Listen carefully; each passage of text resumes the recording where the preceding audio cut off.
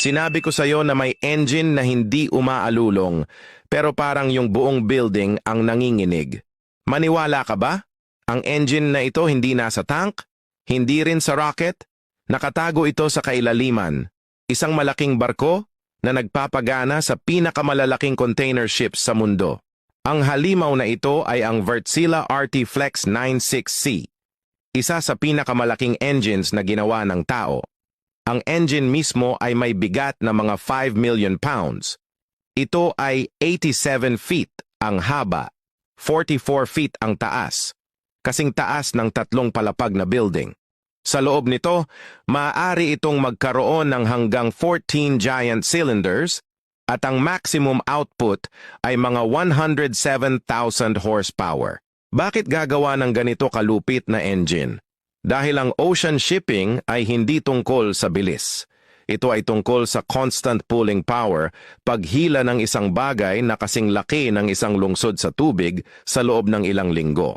Ito ay low-speed, high-torque two-stroke diesel engine, hindi mabilis ang ikot, pero bawat stroke ay nagbibigay ng napakalakas na puwersa para itulak ang mga barkong may bigat na daan-daang libong tonelada. At ito ang pinakabaliw na bahagi. Ang sinusunog nito, hindi malinis na diesel, ito ay gumagamit ng heavy fuel oil, makapal at itim, halos parang tar na mas mahirap dumaloy.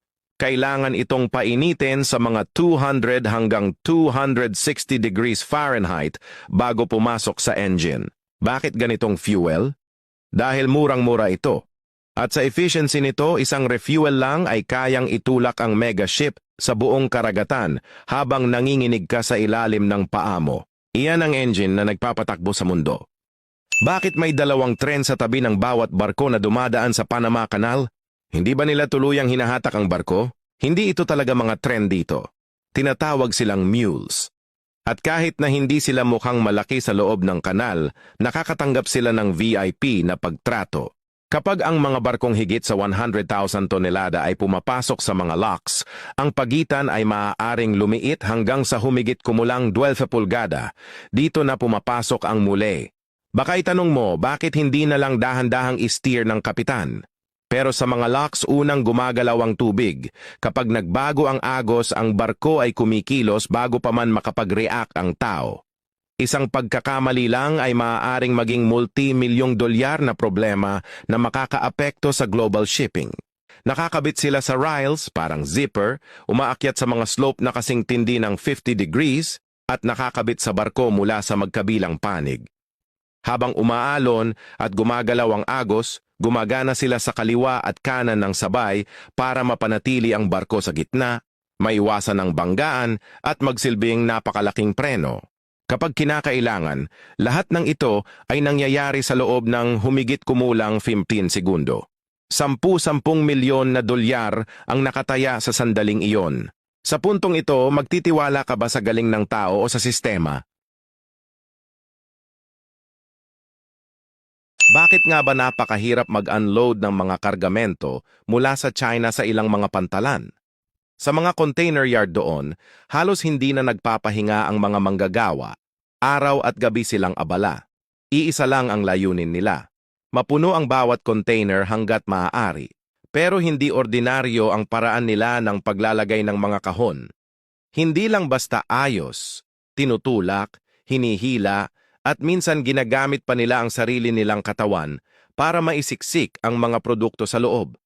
May pagkakataon pa na inaapakan nila ang mga kahon para mas mapiga at mas lumiit ang espasyo, lahat para makapagdagdag pa ng ilang piraso.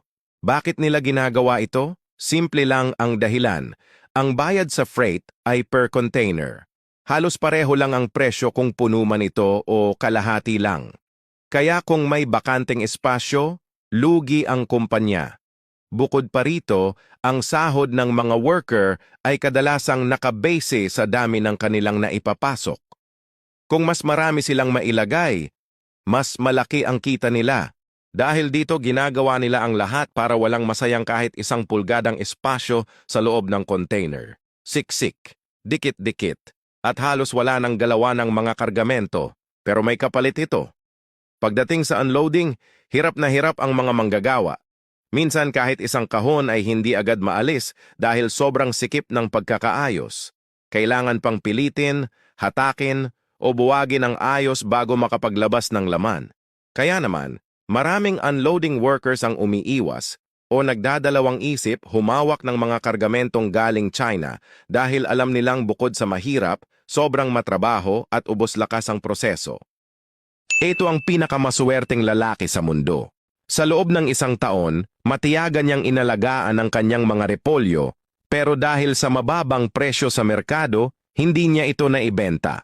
Dahil dito, muntik nang bumagsak ang kabuhayan ng kanyang pamilya. Sa sobrang desperasyon, ipinakain niya ang lahat ng repolyo sa kanyang mga manok.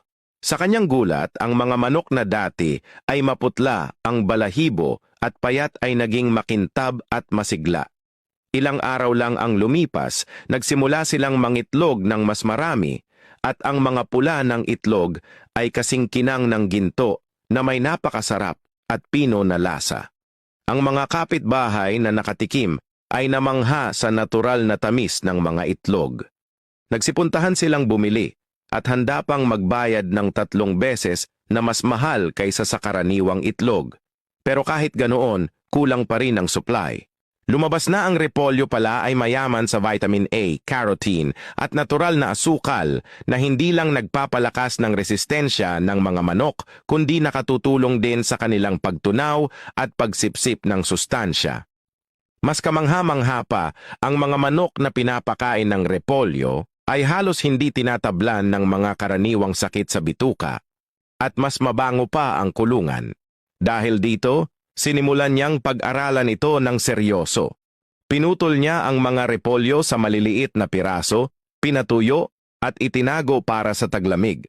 Sa panahong iyon, hinahalo niya ito sa pagkain ng mga manok. Masigla nilang kinakain ito at mabilis tumaba.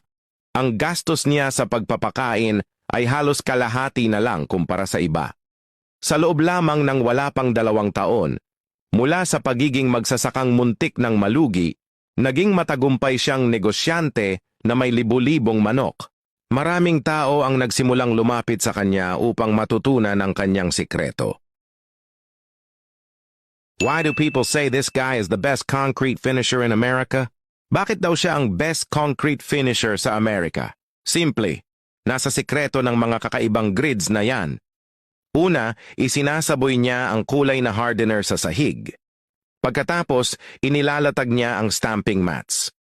Tapos paulit-ulit lang siyang tumitipa at humahampas na parang walang katapusan.